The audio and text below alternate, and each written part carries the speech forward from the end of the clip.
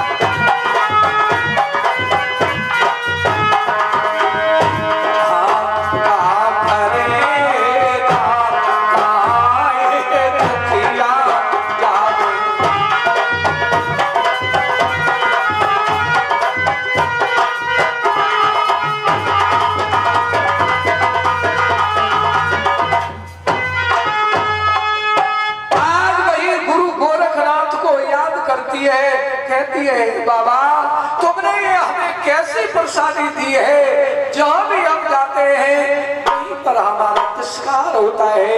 हे बाबा ये प्रसादी तुमने हमें क्यों दी है? और गुरु गोरखनाथ को याद करके जो कच्चे धागे का फलित था उसी पर जाकर के भैया बैठ जाता था।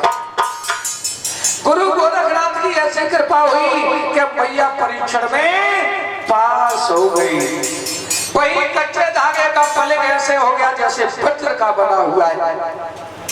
जब परीक्षण में पास हो गई भैया उसी सिरसा पाटिल में रहने लगी। बाबा जाहरवीर ने कहा भैया जब तक तू यहाँ पियर में रहेगी हम जन्म नहीं लेंगे। अगर हमने यहाँ जन्म ले लिया तो लोग हमसे कहेंगे ननुआ, इसलिए भैया पियर को चलो। मैया पियर में हम जन्म नहीं लेंगे, घर को चलो। और जब तक तुम घर नहीं जाओगी और तब तक हम जन्म नहीं लेंगे। अब मैया बाचल विचार करती है कि घर से हमें निकाल दिया, अब हम घर पे जाए तो जाए कैसे? और ये बालक कह रहा है कि हम यहाँ जन्म नहीं लेंगे। मैया बाचल ने कहा चाहे कुछ भी हो जाए हम लौट करके वापस ऐसे नहीं जाएंगे। बाबा जाहरवीर ने बहुत गौर किया क्या कि जो छबिलने हैं महाराज जो ऊपर पाल हैं उनके पेट में दर्द होने लगा, सिर में दर्द होने लगा। वैद बुलाए, डॉक्टर बुलाए, भगत बुलाए, लाख उपाय किए लेकिन किसी से न दर्द बंद हुआ, न किसी ने ये बता पाया कि आखिर ये दर्द क्यों हो रहा है। यहाँ राजा ने ज्योतिषियों को बुलवाया, भैया पत्रा देखो आखिर हमारे सिर दर्द क्यों हो रहा है। ज्योतिषियों ने पत्रा देखा, ज्योतिषियों ने कहा देखो तुमने एक नारी घर से निकाल दी है, उसके गर्भ में जो बालक पड़ रहा है वो बालक नहीं है, अवतारी है। और जब तक वो नारी घर पर नहीं आ जाएगी, दुनिया की कोई ताकत नहीं है जो तुम्हें ठीक कर ले। अब विचार करते कि जिसे हमने घर से निकाल दिया कैसे बुलाऊं। इधर राजा ने सिपाहियों को भेज दिया, जाओ हमारा बालक जंगल में तपस्या कर रहा है, हमारे बालक को ढूंढ करके लाओ। और इधर बाबा जहारवीर ने अपने पिता जेवर को आकाशवाणी में बताया कि पिताजी जब तक तुम घर पर नहीं चलोगे, मेरी मैया को पीहर से घर पर लेकर के नहीं आओगे, और तब तक हम जन्म लेने वाले नहीं हैं। आज वही राजा जंगल से घर पर आए, थोड़ी सी फौज सजाई, और फौज सजा करके राजा सिरसा पाटिल में आते हैं। सिरसा पाटिल में राजा के लिए चिट्ठी लिखी और लिख दिया कि हम अपनी पत्नी को लेने के लिए आए हैं, प्रेम के साथ विदा कर दो। अगर विदा नहीं किया तो याद रखना हम कुछ फौज भी लेकर के आए हैं, युद्ध करके हम अपनी पत्नी को लेकर के जाएंगे। राजा ने देखा कि हमारा दामाद लेने के लिए आया है, इससे बढ़िया तो अब मौका नहीं हो सकता। वही राजा प्रेम के साथ मैया बाचल की विदा कर देते। इधर मैया बाचल जो है तद्रेवा नगर में आ जाती है। धीरे धीरे समय व्यतीत हुआ, प्रमाण तो ये मिलता है क्या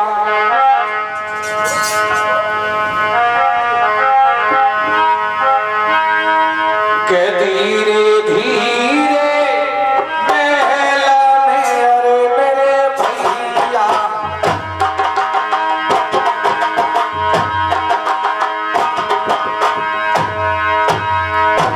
सादा लोड़ा खुशी है देना आते जी।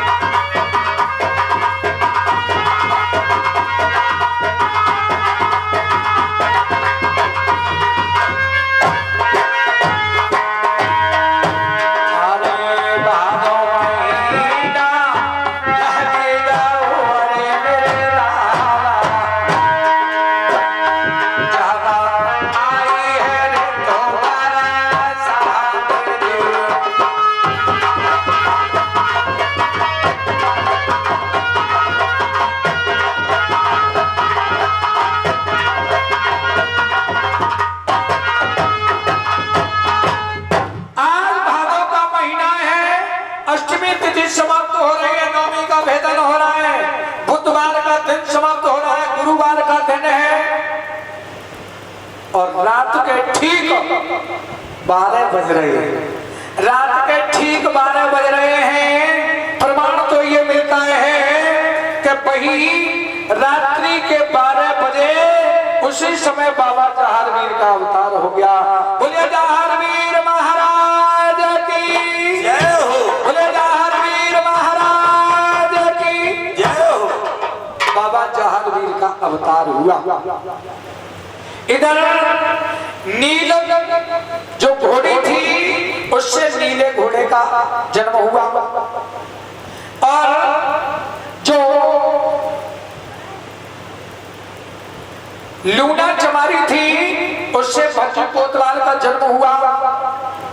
जो पंडितानी थी उससे नरसिंह पाड़े का जन्म हुआ, और जो छमिंदे थी उससे भी एक बालक का बाले भांजे का जन्म हुआ। ये 5 वीरों ने एक साथ जन्म धारण किया। वैसे थे एक ही, लेकिन 5 रूपों में ये आए हुए थे। जैसे द्रौपदी जो थी, द्रौपदी के 5 पति थे, लेकिन वो जो धर्मराज थे वही धर्मराज 5 रूप धारण करके आए थे। इसी प्रकार से यहाँ 5 जगह जो जन्म धारण किया है, तो है तो 5 अलग अलग, लेकिन है कौन? पद्मनाभ। 5 रूपों में आकर के अवतार धारण किया। यहाँ बाबा का अवतार हुआ। बोले जवाहर वीर महाराज की।